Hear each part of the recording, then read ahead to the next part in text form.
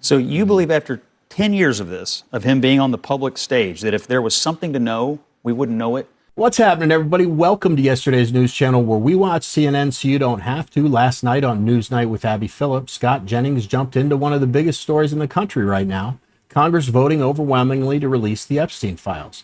And somehow the CNN panel still twisted into a conversation about Donald Trump. Scott wasn't having it, though. Ana Navarro melted down instantly, and this one gets heated fast. Anyway, let's watch Scott Jennings dismantle another panel of liberal dopes. Let's go. So I'm for any, I don't, they can do whatever they want. We'll give them everything. Sure, I would.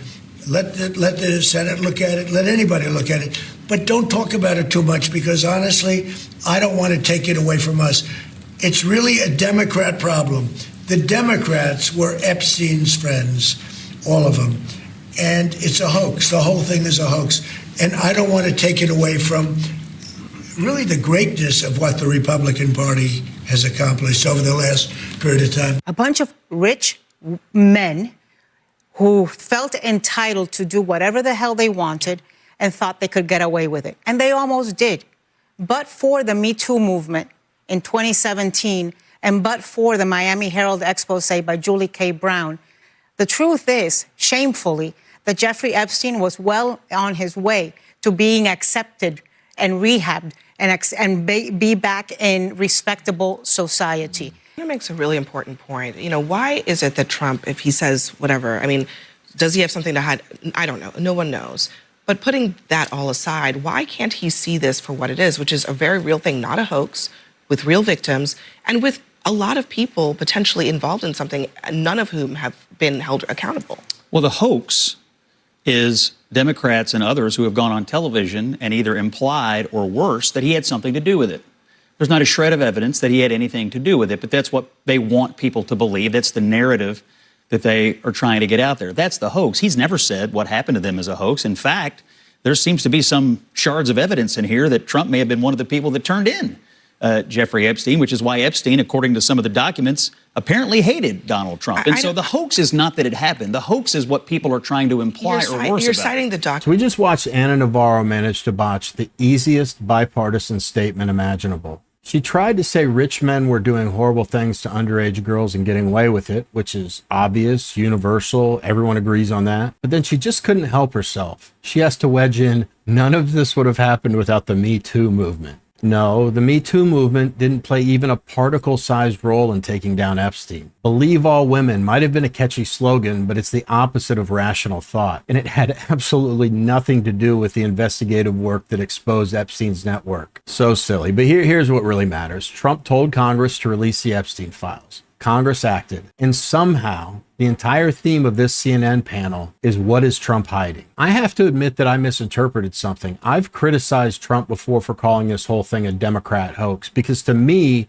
it sounded like he was dismissing something that I take very seriously. But the way Scott interpreted the way Donald Trump uses Democrat hoax, it reframed everything for me entirely. Trump isn't calling Epstein's crimes a hoax. He's calling the Democrat attempt to pin them on him a hoax. And when you look at how desperate these people are to make this about Trump despite zero evidence, that interpretation makes a lot more sense. Not to mention, it's completely true. Back to it. And look, the truth is, I'm kind of where Anna is on this. I don't know that we know anything about Trump's involvement or lack thereof. But I do know that he is named in these documents. I do know that he is named in a way that raises questions, and that is something that is real.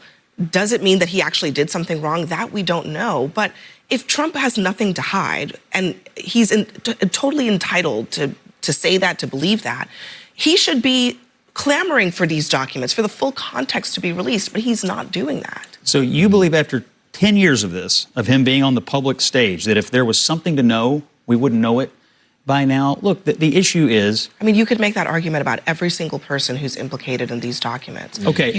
That is not a legitimate argument. And you just raised the key issue. Every single person who may or may not be implicated, the argument is, if there was something to know, we would have known it. If there was something to know... Yeah, I mean, it's in the documents, and we don't know it about not just Trump, anybody. So you just raised the key issue. You use the word implicated. If someone's name appears in these documents, it doesn't necessarily mean they did anything wrong, but I'm sure that is going to lead people to say, oh, they've been implicated, and so we'll see what comes out. I have no Scott, expectations Scott, that the can I tell president's you, they done may anything not wrong. have done something criminal. Just the fact that they are having email exchanges does not mean that they did something Yeah, like criminal. Larry Summers. Okay, but or Stacey Plaskett. Yes. The fact that they're having exchanges exactly. with Epstein That may not could be criminal. interesting. I do think it is wrong. And the reason I think it's wrong is because by the time that the emails that we are seeing in this trove that was released are from 2019 and 2018 and 2016. Mm-hmm. That is way after Epstein had served 13 months in that sweetheart deal in Florida, after he had served 1 year under house arrest, after he had registered as a sex offender. And so these people, a lot of them who are folks that are admired by our society, famous, rich, powerful, in very elite circles in Palm Beach and in New York, were conversing with him and communicating with him and treating him. I mean, people like Deepak Chopra. I agree. Does that human apply?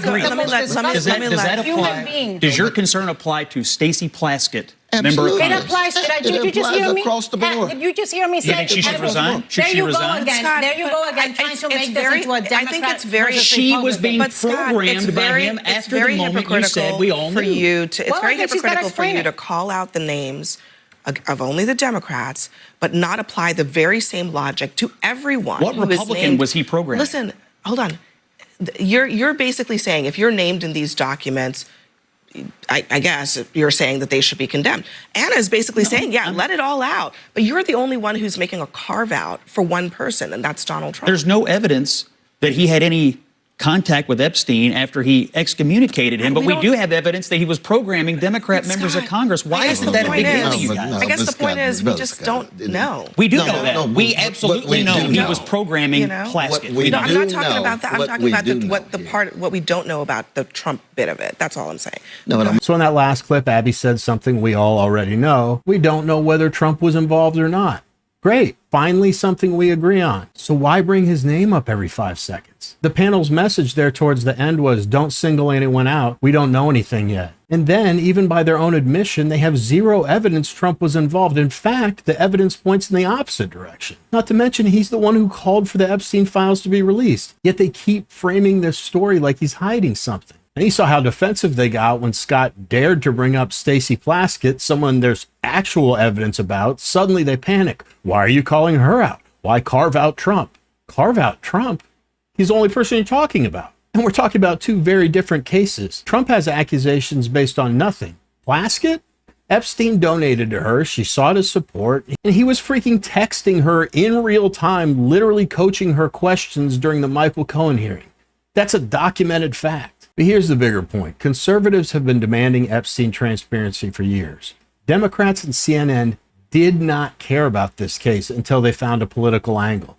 And now they're pretending Trump is the one blocking justice with zero evidence. But I'm curious to hear what you guys think, really just about the whole Epstein files being released. As always, I'm cautiously optimistic. How do you feel? Are you pessimistic or are you hopeful? What are you feeling about the whole thing? Let me know in the comments. Anyway, that's it for this video. If you want to support the channel memberships are now open, and the first 40 people to sign up will be designated as founding fathers of yesterday's news channel. For those of you that have already joined, thank you so much. And to everybody who's watching this right now, thank you so much for taking some time out of your day to watch my video. You'll never understand how much it means to me. Otherwise, always put God first. I'll see you guys tomorrow. And, oh yeah, I've got 2 good videos on the screen that you probably haven't seen, so click on one of them. It just helps the channel, and they're good videos. I'm not asking you to do it and then giving you like a crappy video. They're good videos, so just click the screen. Go ahead, I'll wait.